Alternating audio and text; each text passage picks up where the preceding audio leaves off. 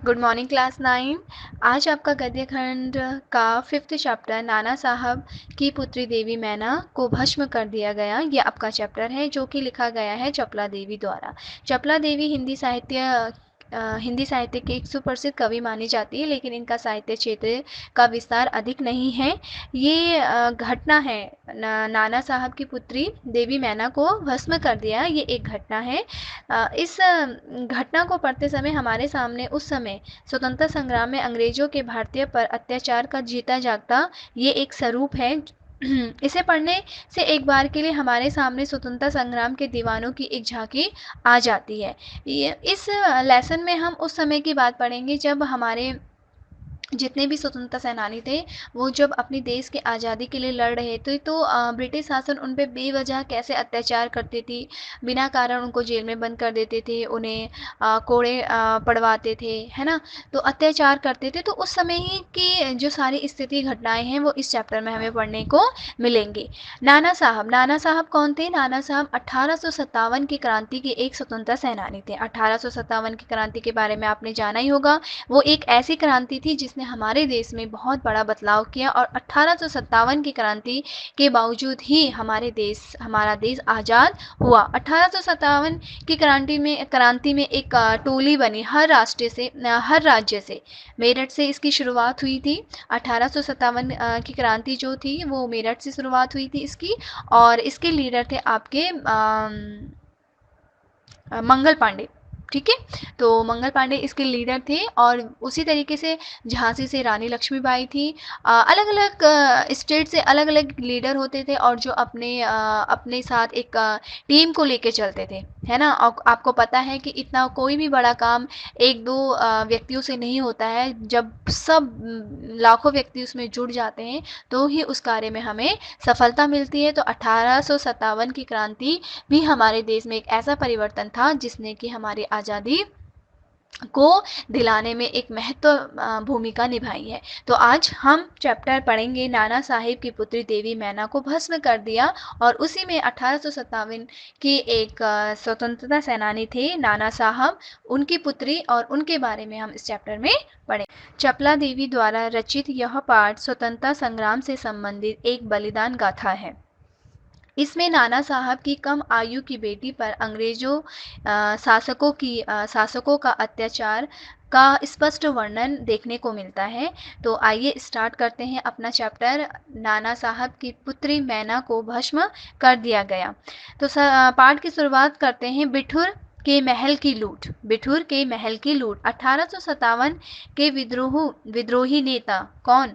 नाना साहब कानपुर की क्रांति में असफल होने पर जब वहां से भागने को विवश हुए, मतलब 1857 की क्रांति लड़ रहे थे, कहाँ से लड़ रहे थे?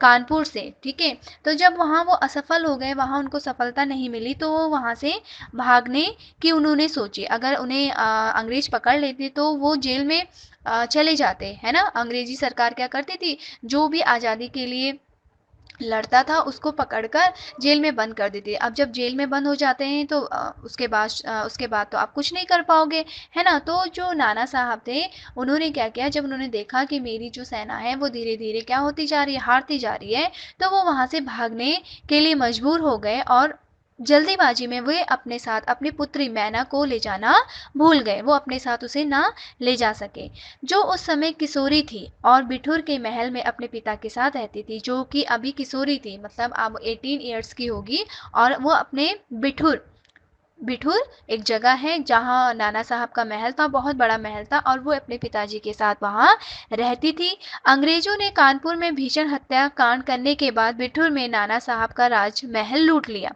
और तोप के गोले से नाना साहब का महल नष्ट करने का निश्चय किया। अंग्रेजों ने जब देखा कि नाना साहब यहाँ से भाग गए हैं, तो उन्होंने क्या किया, कानपुर में पहले भीषण हत्याकांड किया। उसके बाद से जब उन्हें पता चला कि नाना साहब का बिठूर में बहुत बड़ा महल है, तो उन्होंने उसे नष्ट करने का निश्चय किया, और वो वहां गए और चारों तरफ से महल को तोपों से, पहले से तोपें होती थी ना बड़े बड़े जिससे बम फेंके जाते थे, तो उस तोपों से पूरे महल को घेर लिया गया।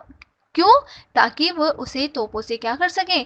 नष्ट कर सकें। जब अंग्रेज़ी सरकार नाना साहब का महल उड़ाने के लिए वहाँ गई तो उन्हें जैसे ही वो तोप चलाने वाले थे तभी उन्हें महल के बरामदे में एक सुंदर सी लड़की दिखाई देती है। वो कौन होती है? वो होती है नाना साहब की पुत्री मैना। अंग्रेज़ लोग भी सोचते हैं कि अभी तक तो हमने पूरा महल लूटा, जितना भी सामान वहाँ पर महल के अंदर रखा गया था सब लूट लिया। किसने? ब्रिटिश शासन ने।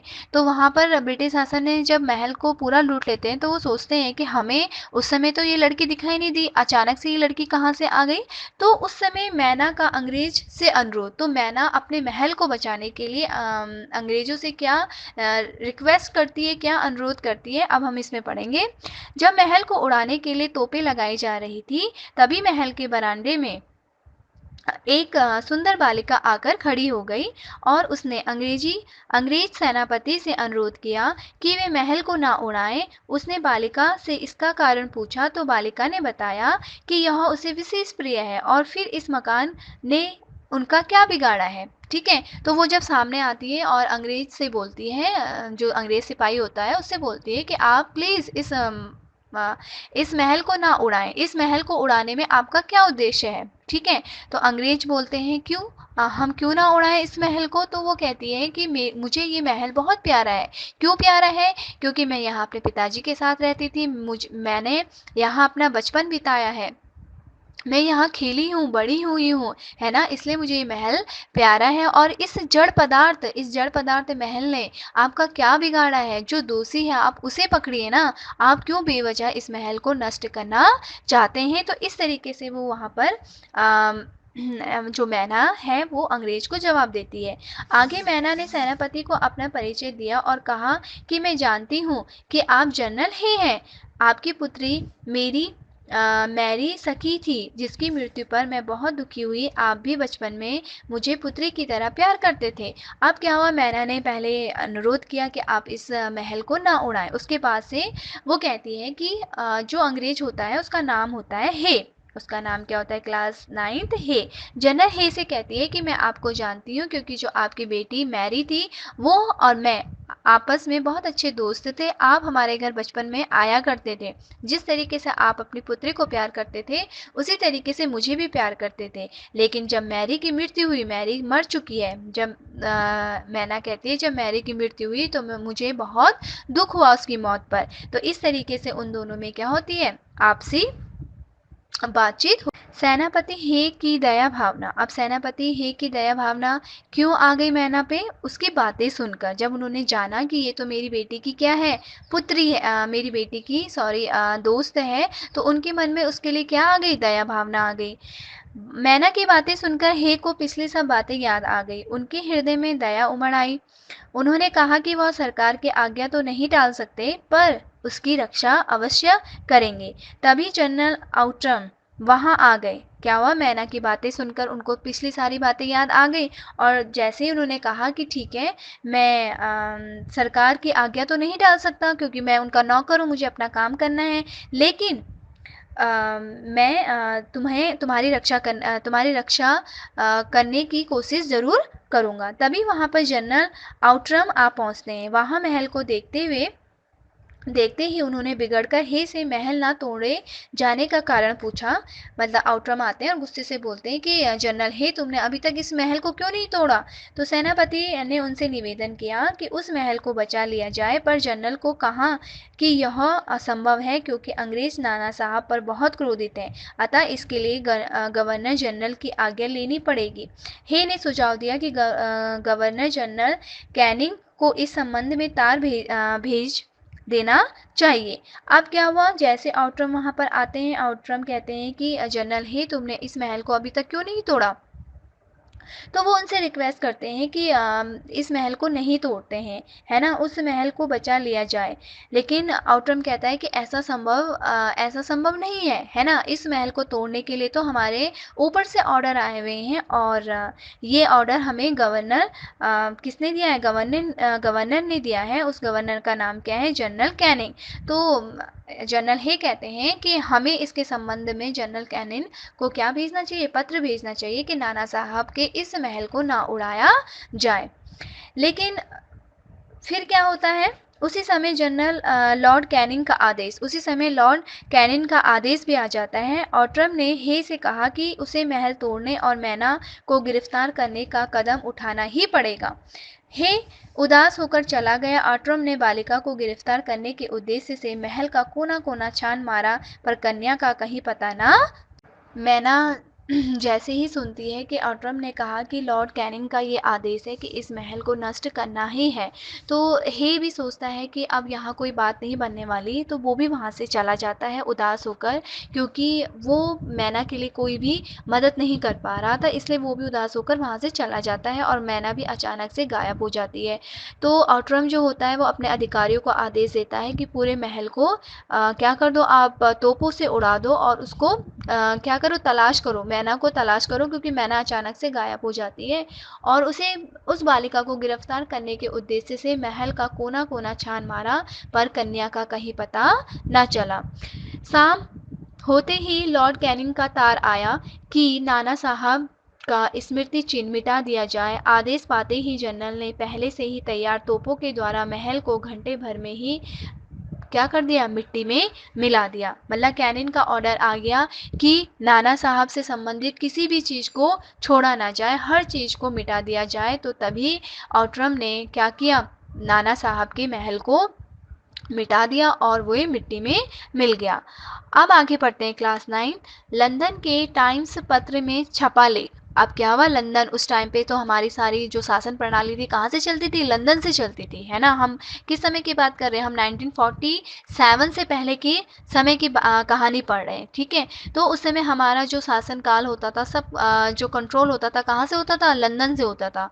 तो लंदन के टाइम्स पत्र में क्या छपा था, लंदन के फेमस पत्र टाइम्स में एक लेख छपा था। उस लेख में कहा गया कि कानपुर में अंग्रेजों की जो हत्याएं हुई है उनका बदला लिया जाना चाहिए। नाना साहब पर दया दिखलाने की बात क्या की गई, रहस्य रखी गई। साथ ही सेनापति हे का प्रस्ताव कलंक की बात है। ऐसा लगता है कि सर हे बुढ़ापे में एक महाराष्ट्रीय कन्या के सौंदर्य पर मोहित हो गए। होना तो यह चाहिए कि नाना साहब का प्रत्येक संबंधी जहाँ कहीं भी मिले उसे मार डाला जाए। उनकी कन्या को भी हे के सामने की ही फांसी पर लटका देना चाहिए। अब देखो कितनी गलत बात उन्होंने छाप दी। उन्होंने मैना और जनरल हे, जो कि जनरल हे मैना की मदद करना चाहते थे, उनमें गलत रिलेशन है करके ये खबर उन्होंने अखबार में छाप दी, ठीक है। साथ में उन्होंने ये भी छाप दिया कि जो सेनापति हे जो है वो क्या है, राष्ट्र के लिए एक कलंक है। क्यों है कलंक, क्योंकि वो नाना साहब की पुत्री की मदद कर रहे थे। और दूसरे उन्होंने कहा कि कानपुर में अंग्रेजों की क्या हुई, बहुत बेदर्दी से हत्याएं हुई, जो कि बहुत गलत है। इसलिए नाना साहब पे दया दिखलाने वाले, इसलिए जो भी नाना साहब पे दया दिखलाएगा उसको क्या कर दिया जाएगा, नष्ट कर दिया जाएगा, उसको बिल्कुल नहीं छोड़ा जाएगा। और कन्या जो मैना देवी थी, नाना साहब की जो पुत्री थी, उसको भी सेनापति हे के सामने ही फांसी में लटका दिया जाना चाहिए। ये सारी बातें टाइम्स ऑफ इंडिया में लिखी गई थी। मैना का हृदय किस तरीके से टूटा जब उसने देखा कि मेरे पिताजी के महल को क्या कर दिया गया है, नष्ट कर दिया गया है। सितंबर का महीना था। आधी रात के समय नाना साहब के टूटे हुए महल के ढेर पर बैठी मैना रो रही थी। सितंबर का महीना था, आधी रात में मैना अपने टूटे हुए महल के ऊपर रो रही थी। आउटरम की सेना पास ही ठहरी थी। उसे मैना की भनक लग गई। कुछ सैनिक मैना का रोना सुनकर वहां पहुंच गए। उनके पूछने पर भी मैना कुछ नहीं बोली, बस वह रोती ही रही। मतलब अपने टूटे हुए महल के ऊपर बैठकर मैना रो रही थी, जिसके रोने की आवाज़ सुनकर अंग्रेजी सरकार वहां पर आ गए। उन्होंने बहुत उससे बातचीत करना चाही, लेकिन उसने किसी का भी कोई जवाब नहीं दिया। इसी समय आउटरम वहां पहुंच गया। उसने मैना को देखते ही पहचान लिया और बिना एक पल गवाए उसे गिरफ्तार कर लिया, ठीक है। मैना ने उससे बड़ी विनती की कि उसे कुछ समय दिया जाए। वह उसी स्थान पर जी भरकर रोना चाहती थी, परंतु पत्थर दिल अंग्रेज जनरल आउटरम ने इनकार कर दिया। अब मैना को हथकड़ी पहनाकर कानपुर के किले में कैद कर दिया गया। अब आउटरम ने क्या किया कि इससे पहले मैना कहीं भाग ना जाए, उसने क्या किया, उस डर से उसको जल्दी से गिरफ्तार कर दिया। और मैना रिक्वेस्ट कर रही थी कि प्लीज़ मुझे कम से कम अपने टूटे हुए महल के ऊपर जी भर के रोने तो दो, लेकिन बेदर्द पत्थर दिल आउटरम ने उसकी किसी भी बात को नहीं सुना और उसे गिरफ्तार करके कानपुर के किले में कैद कर दिया।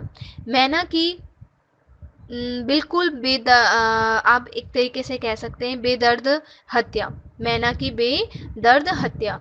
कुछ समय बाद महाराष्ट्र के एक समाचार पत्र बाखर में यह छपा कि कल कानपुर के किले में नाना साहब की इकलौती बेटी मैना को धधकती हुई आग में जलाकर भस्म कर दिया गया।